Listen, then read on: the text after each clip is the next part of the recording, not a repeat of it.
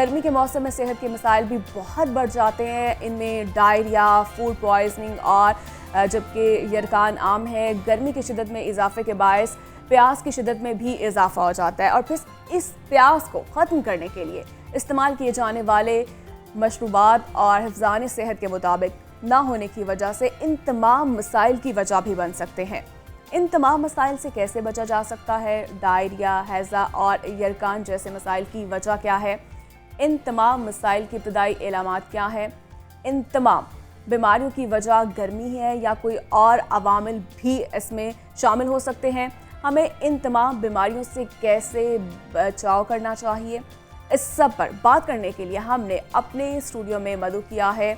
Doctor Masood Sheikh हमारे साथ मौजूद हैं, पब्लिक हेल्थ एक्सपर्ट हैं। अस्सलाम वालेकुम सर। जी वालेकुम अस्सलाम। सर कैसे हैं आप? जी अल्लाह का शुक्र। और सर जैसा कि आप जानते ही हैं, गर्मी की शिद्दत में बहुत ज़्यादा दिन ब दिन इजाफा भी होता जा रहा है और बीमारियों में भी साथ साथ इजाफा होता जा रहा है। अस्पतालों में मरीज़ों की तादाद भी बहुत ज़्यादा होती जा रही है। तो क्या देखते हैं आप, बेसिकली डायरिया है क्या, इसकी वजूहात क्या हैं? देखिए, ये जो हमारी बीमारियां हैं इंसान की, बड़े हों या बच्चे, उनका सीज़न के साथ एक बड़ा गहरा ताल्लुक होता है। अब सर्दियां जैसे चेंज हो जाती हैं, गर्मी आती हैं, तो जैसे आपने ख़ुद इंट्रो में बताया कि बच्चे हों या बड़े, प्यास तो सबको लगती है। जब वो बाहर जाते हैं, सड़क के किनारे कोई रेहड़ियाँ लगी होती हैं, कोई जूस के स्टॉल लगे होते हैं, और अगर आप ये चेक करें तो उन स्टॉल के अंदर जो पानी की निकासी है उसका कोई बंदोबस्त नहीं होता जी। एक बाल्टी रखी होती है, उसी में प्लेटें साफ़ की जाती हैं, उन्हीं को कागज़ से साफ़ कर दिया जाता है। जी।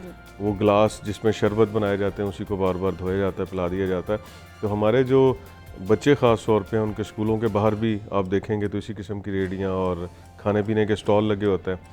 तो जब वो इन रेहड़ियों से खाते हैं या इन मशरूबात को इस्तेमाल करते हैं जिसको हाइजेनिकली नहीं तैयार किया जाता, तो नतीजा ये है कि इस मौसम के अंदर उनको इस हाल का मर्ज़, जिसको डायरिया कहा जाता है, वो उसके अंदर होना शुरू हो जाता है। और बाज़ दफ़ा तो ये है कि जरासीम की नौइयत अगर डिफरेंट हो, हेपेटाइटिस के वायरस तो उसमें आ डायरिया जाए। की जो इब्तदाई इलामात क्या होती हैं, कहाँ से आगाज़ होता है, कैसे पता चलता है? देखिए, ये तो बड़ा आसान है कि जब बच्चा या बड़ा लूज़ मोशन करना शुरू हो जाए या 3 से ज़्यादा लिक्विड स्टूल पास करे, तो हम ये कहते हैं कि अब ये डायरिया की तरफ जा रहा है। बाज़ दफ़ा ये भी देखा गया है कि बच्चा आता है तो वॉमिटिंग बहुत ज़्यादा कर रहा होता है। पहले दिन हमें ये पता लगता है कि बच्चे को वॉमिटिंग होना शुरू हो गई है, पेट में थोड़ा सा दर्द है, हल्का हल्का टेम्परेचर हो रहा है, लेकिन पहले दिन उसको डायरिया नहीं होता और पता ये लगता है कि सेकंड डे या उसके बाद सम टाइम आपको फूड पॉइजनिंग भी हो जाती है, तो उससे भी ये इस प्रॉब्लम का सामना होता है। बिल्कुल। तो फर्स्ट डे से मालूम नहीं होता कि ये डायरिया है। बिल्कुल, ये जैसे जैसे बीमारी आगे चलती है तो ये चीज़ें क्लियर हो जाती है। मिसाल के तौर पे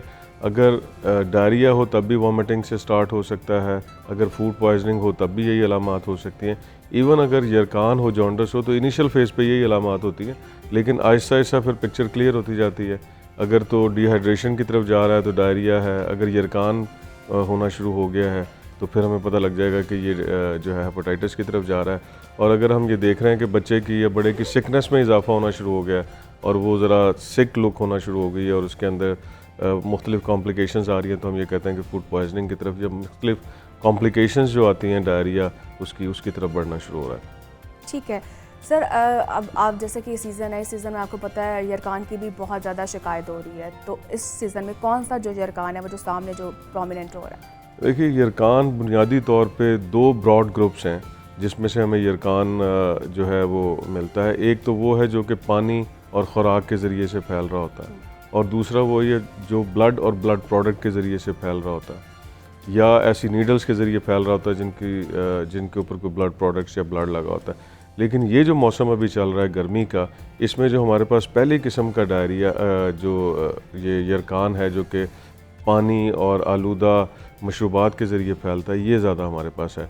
और इसकी जो मेनली जो किस्में होती हैं ए और ई, और अमूमी तौर पे जब हम बच्चों की बात करते हैं तो उसमें हेपेटाइटिस ए जो है ना वो बहुत कॉमन देखा जाता है, और अगर कोई ख़ातून हो तो उसके अंदर ई के चांसेस बहुत ज़्यादा होते हैं। लेकिन एक अच्छी खबर ये है कि ये अगर प्रॉपरली इनको ट्रीट किया जाए तो एक तो ये है कि फौरी तौर पे ठीक भी हो जाते हैं, इनका ड्यूरेशन भी कम हो जाता है। क्या है इसकी, कैसे पता चलता है ये कि अगर आप विक्टिमाइज होते हैं तो? देखिए, अलामात ये तो हमें नहीं पता लग सकता कि ये हेपेटाइटिस ए है या ई है सिर्फ अलामात की बेस पे। ठीक है। अलामात पे तो हमें यही पता लगेगा कि बच्चा है या बड़ा, उसको वॉमिटिंग है, लूज मोशन भी आ सकते हैं, फिर यरकान आना शुरू हो जाता है, पेट के ऊपर के हिस्से में दर्द होना शुरू हो जाता है, फिर यूरिन का कलर चेंज हो जाता है। लेकिन जब आप उसका टेस्ट करवाते हैं खून का, तो हमें पता होता है कि अगर बच्चा हमारे पास आया है तो हमने हेपेटाइटिस ए का टेस्ट उसका करवाना है। अगर कोई खातून है, और ख़ास तौर पे अगर कोई प्रेग्नेंट खातून हमारे पास आ गई, तो हमें शक होता है कि हेपेटाइटिस ई का मसला नहीं होगा। और क्योंकि मौसम आजकल गर्मी का है, तो हम बी और सी की तरफ बहुत कम सोचते हैं। बी और सी की तरफ ज़्यादा नहीं, कम सोचते हैं, इसलिए कि वो हर सीज़न में ही चल रहा होता है। लेकिन इस सीज़न में जो ज़्यादा यरकान देखा जाता है वो ए और ई की वजह से होता है। ए और ई की वजह से होता है। लेकिन एक अच्छी बात यह है कि ये यरकान एक तो 100% ठीक हो जाता है, दूसरे नंबर पे इसकी क्रॉनिसिटी नहीं होती। मतलब जब हुआ और उसके बाद ख़त्म हुआ तो ये जिस्म से मुकम्मल तौर पे ख़त्म हो जाता है। जबकि जो दूसरे हैं बी और सी किस्म के, वो अगर ख़त्म भी हो जाएं तो 100% ख़त्म नहीं होते।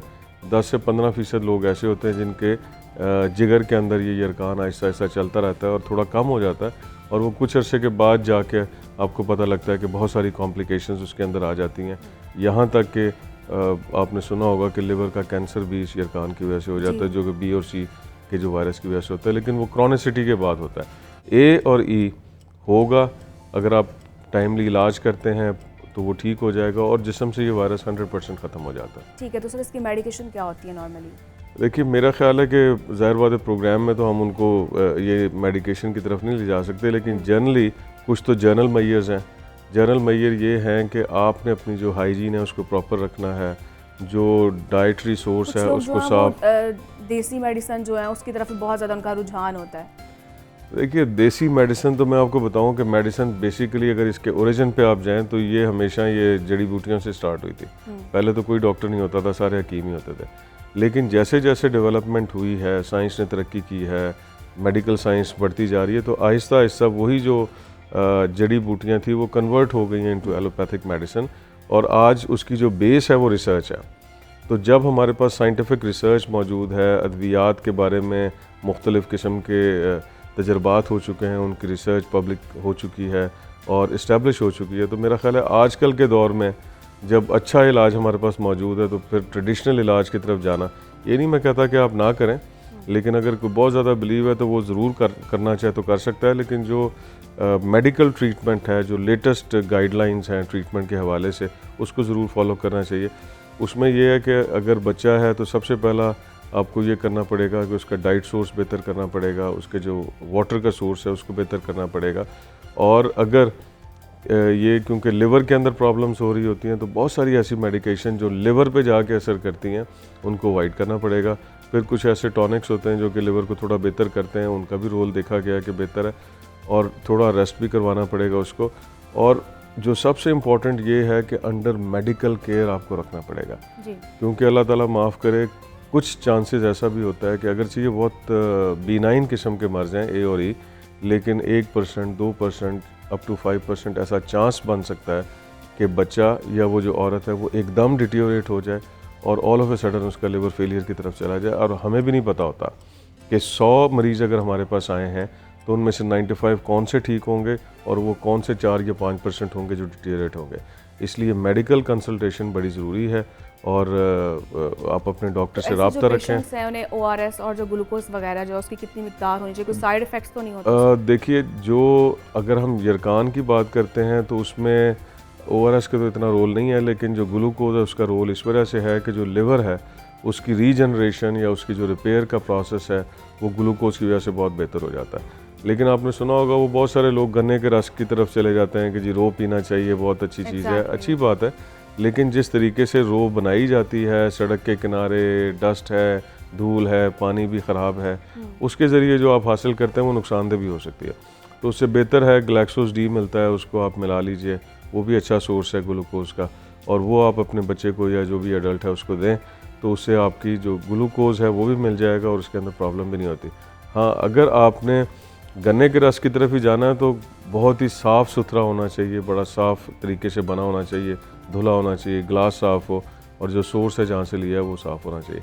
अब दूसरी बात, आपने ORS की बात की है, तो मेरे ख्याल में कि ये जो करंट सदी है, अगर इसमें कोई मैजिकल सॉल्यूशन मेडिकल हिस्ट्री में जो चीज़ बनाई गई है वो यही है ORS है।